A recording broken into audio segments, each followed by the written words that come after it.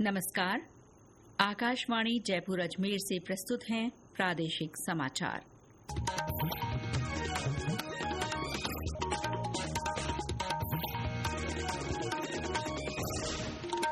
मुख्य समाचार।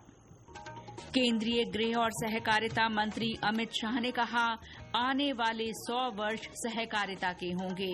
देश में 31 करोड़ लोग सहकारिता से जुड़े। प्रदेश के 2 शहरी निकायों ने स्वच्छ सर्वेक्षण 2024-25 में पुरस्कार हासिल किए। डूंगरपुर छोटे शहरों की श्रेणी में देश भर में चौथे स्थान पर। राज्य के पूर्वी हिस्सों में कुछ स्थानों पर भारी बरसात। रामगंज मंडी में सबसे अधिक 18 सेंटीमीटर पानी बरसा। और वरिष्ठ नागरिक तीर्थ यात्रा योजना के तहत ऑनलाइन आवेदन कल से शुरू होंगे। समाचारों के साथ मैं शीला चावला। और अब समाचार विस्तार से।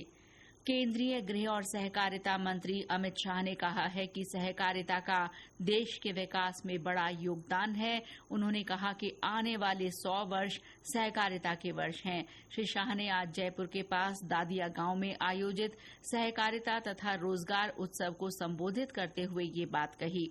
उन्होंने कहा कि ग्रामीण क्षेत्रों में 8.5 लाख सहकारी समितियों के माध्यम से 31 करोड़ लोग सहकारिता से जुड़े हुए हैं। 8,50,000 कोऑपरेटिव के माध्यम से 31 करोड़ लोग सहकारिता से जुड़े हैं। और नरेंद्र मोदी जी ने सहकारिता मंत्रालय की स्थापना की। 4 साल के अंदर हमने 61 इनिशिएटिव के माध्यम से सहकारिता को मजबूत करने का काम किया है। श्री शाह ने कहा कि राजस्थान का देश के कृषि विकास में बड़ा सहयोग है। ग्वार, सरसों, बाजरा और मोटे अनाज के उत्पादन में राजस्थान देश में पहले नंबर पर है। राजस्थान देश के कृषि विकास में बहुत बड़ा योगदान कर रहा है। ग्वार का उत्पादन 90% से ज्यादा हमारे राजस्थान में है। 46% सरसों, 44% बाजरा, 22% तिलहन और 15% मिलेट्स के साथ ये सभी उत्पादन में राजस्थान देश में पहले नंबर पर है।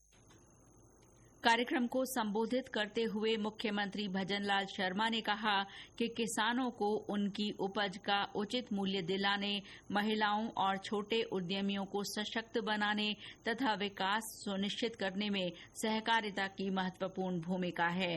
श्री शर्मा ने सभी से सरकारी योजनाओं का लाभ हर व्यक्ति तक पहुंचाने की अपील की। केंद्रीय मंत्री अमित शाह ने समारोह में सहकारिता के क्षेत्र में विभिन्न योजनाओं और ढांचागत सुविधाओं का शुभारंभ किया।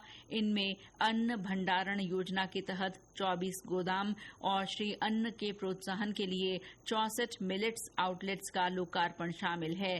गौपाल क्रेडिट कार्ड योजना के तहत 1,400 लाभार्थियों को 12 करोड़ रुपए के ऋण वितरण के साथ ही दुग्ध उत्पादक सहकारी समितियों को 2,000 से ज्यादा माइक्रो एटीएम सौंपे गए। श्री शाह ने श्वेत क्रांति 2.0 पीडीसीएस ऑनलाइन रजिस्ट्रेशन प्लेटफॉर्म को लॉन्च किया। उन्होंने थानों, सशस्त्र बलों, ट्रूप कैरियर तथा प्रशिक्षण के लिए 100 नए पुलिस वाहनों को झंडी दिखाकर रवाना किया। केंद्रीय मंत्री ने इस अवसर पर 8,000 से अधिक युवाओं को नियुक्ति पत्र भी सौंपे। विभिन्न जिलों में जिला स्तरीय सहकार और रोजगार उत्सव आयोजित किए गए। राष्ट्रपति द्रौपदी मुर्मू ने कहा है कि स्वच्छता देश की सांस्कृतिक चेतना का आधार है। नई दिल्ली में आज आयोजित समारोह में स्वच्छ सर्वेक्षण 2024-25 पुरस्कार प्रदान करते हुए राष्ट्रपति ने ये बात कही। उन्होंने स्वच्छ भारत मिशन के तहत राज्यों और केंद्र शासित प्रदेशों के प्रयासों की सराहना की। राजस्थान के 2 नगर निकायों ने 2 पुरस्कार हासिल किए हैं। डूंगरपुर ने 20,000 से 50,000 जनसंख्या वाले छोटे शहरों की श्रेणी में चौथा पुरस्कार प्राप्त किया है।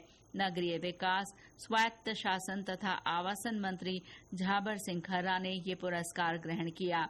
इस मौके पर डूंगरपुर नगर परिषद सभापति अमृत कलासुआ और आयुक्त सांवरमल आबासरा भी मौजूद रहे। कार्यक्रम के बाद मीडिया से बातचीत में श्री खर्रा ने कहा कि लोग सहयोग करें तो प्रदेश स्वच्छता के नए आयाम छू सकता है। उन्होंने लोगों से स्वच्छता को जन आंदोलन बनाने की अपील की। मैं प्रदेश के नागरिकों से भी ये निवेदन करना चाहूंगा कि स्वच्छ भारत की प्रक्रिया को साकार करते हुए वो भी अपने अपने कस्बे और शहर को स्वच्छ बनाने में योगदान दें, ताकि ये एक जन आंदोलन बने और हर गांव, हर ढाणी, हर कस्बा, हर शहर, हर महानगर के नागरिक इस दिशा में सजग होकर काम करें। हमारे संवाददाता ने बताया कि राष्ट्रीय स्वच्छता सर्वेक्षण में डूंगरपुर पिछले 5 साल से लगातार अलग अलग श्रेणी में पुरस्कृत होता रहा है। शहर में स्वच्छता के क्षेत्र में विभिन्न नवाचार किए गए हैं।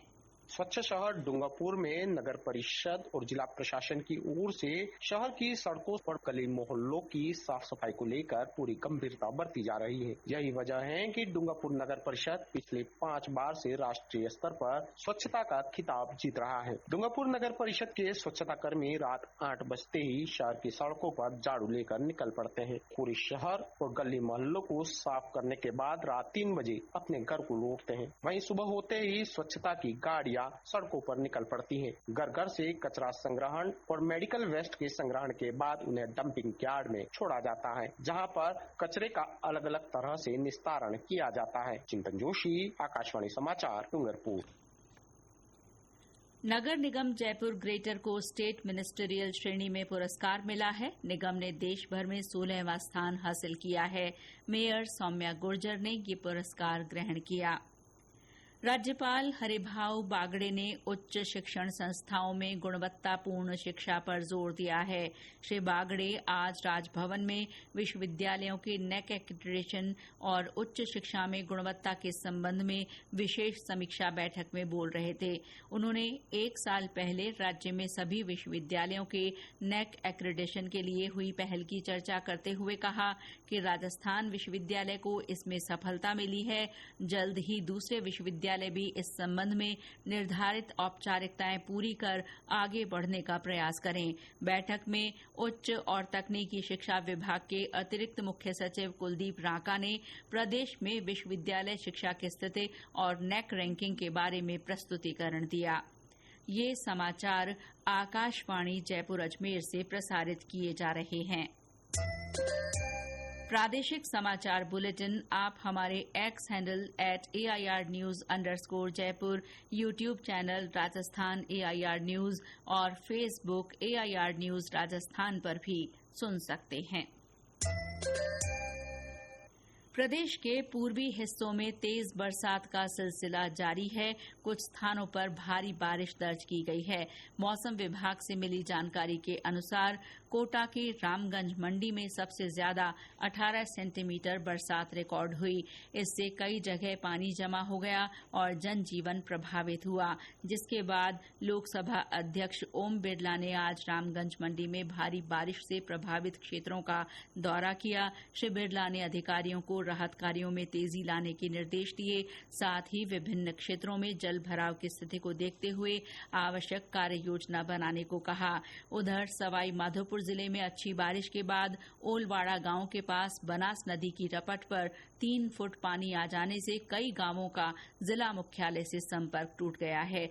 वहीं निगोह नदी में पानी की आवक होने से समलेह घाट पुलिया पर चादर चल रही है। भरतपुर में पांचना बांध से लगातार पानी छोड़े जाने से गंभीरी नदी का जलस्तर बढ़ गया है। इस बीच राजधानी जयपुर में आज दिन भर रुक रुक कर बारिश का सिलसिला जारी रहा। शहर के कई इलाकों में झमाझम पानी बरसा। कोटपुतली बहरोड में दोपहर बाद कई स्थानों पर मौसम में बदलाव आया और रिमझिम बारिश हुई। पाली में घंटे भर तेज बरसात हुई। भरतपुर, धौलपुर और श्रीगंगानगर से भी बरसात के समाचार हैं। मौसम विभाग ने पूर्वी क्षेत्रों में आज से भारी बारिश की गतिविधियों में बढ़ोतरी होने की संभावना जताई है। मौसम केंद्र जयपुर के निदेशक राधेश्याम शर्मा ने बताया कि आज कोटा और भरतपुर संभाग में कहीं कहीं भारी बारिश हो सकती है। इसी तरह कल भी इन संभागों में कहीं कहीं भारी से बहुत भारी बारिश होने का पूर्वानुमान है। जो well marked low pressure area कल बना हुआ था इस सिस्टम के असर से पूर्वी राजस्थान में अगले 24 से 48 घंटों के दौरान भारी बारिश की गतिविधियों में बढ़ोतरी होगी। आज इस सिस्टम का सर्वाधिक असर पूर्वी राजस्थान के कोटा संभाग में कहीं कहीं भारी से अति भारी बारिश के रूप में रहेगा। इसके अलावा इस सिस्टम का सर्वाधिक असर 18 जुलाई को होगा। इस दौरान पूर्वी राजस्थान के खासकर कोटा संभाग, वहीं अजमेर संभाग, जयपुर और उदयपुर संभाग के कुछ भागों में भारी से अति भारी बारिश होने की संभावना है। कुल मिलाकर 18 जुलाई के लिए मौसम विज्ञान केंद्र जयपुर की ओर से पूर्वी और पश्चिमी राजस्थान के जो पाली, नागौर और आसपास के जिले हैं, इनमें भी एक्सट्रीमली हेवी रेनफॉल के लिए रेड अलर्ट जारी किया गया है। इसी के साथ 19 जुलाई को अजमेर, नागौर, जोधपुर, बीकानेर और आसपास के जिलों में भारी बारिश की गतिविधियां जारी रहेंगी। प्रदेश को हरा भरा बनाने के लिए इन दिनों हरियालो राजस्थान अभियान चलाया जा रहा है। इसके तहत जगह जगह पौधरोपण कार्यक्रम आयोजित हो रहे हैं। इसी कड़ी में आज जैसलमेर के नेतसी के सरकारी स्कूल में पौधे रोपे गए। इस अवसर पर विद्यार्थियों को पर्यावरण के महत्व के बारे में बताया गया। सवाईमाधोपुर में आज अल्लापुर, बालेर, भाड़ोती और सूरवाल सहित कई गांवों में स्कूलों तथा सार्वजनिक स्थानों पर पौधरोपण किया गया। पाली की पोवामा ग्राम पंचायत में राजीविका स्वयं सहायता समूह की महिलाओं ने पौधे लगाए। इन पौधों की जियो टैगिंग की गई है। श्रीगंगानगर के सूरतगढ़ में स्थित नंदीशाला में जिला कलेक्टर ने 111 पौधे लगाए। राज्य सरकार की वरिष्ठ नागरिक तीर्थ यात्रा योजना 2025 के लिए ऑनलाइन आवेदन कल से शुरू होंगे। इस यात्रा के लिए लोग 10 अगस्त तक आवेदन कर सकते हैं। 60 वर्ष से अधिक आयु के राजस्थान के मूल निवासी ही इस योजना के पात्र होंगे। इस बार एसी ट्रेन से 50,000 और हवाई यात्रा से 6,000 नागरिकों को तीर्थ यात्रा करवाई जाएगी। ट्रेन के सभी डिब्बों में राजस्थानी लोक नृत्य, लोक कलाओं और तीज त्योहारों की झलक नजर आएगी। इस बार नागरिकों को वाघा बॉर्डर का भ्रमण भी करवाया जाएगा। केंद्रीय युवा मामले और खेल मंत्री डॉक्टर मनसुख मांडविया ने आज नई दिल्ली में खेलो भारत सम्मेलन का उद्घाटन किया। इस अवसर पर उपस्थित लोगों को संबोधित करते हुए उन्होंने खेलों को जन आंदोलन बनाने की आवश्यकता पर बल दिया। और अंत में मुख्य समाचार एक बार फिर। केंद्रीय गृह और सहकारिता मंत्री अमित शाह ने कहा, आने वाले 100 वर्ष सहकारिता के होंगे।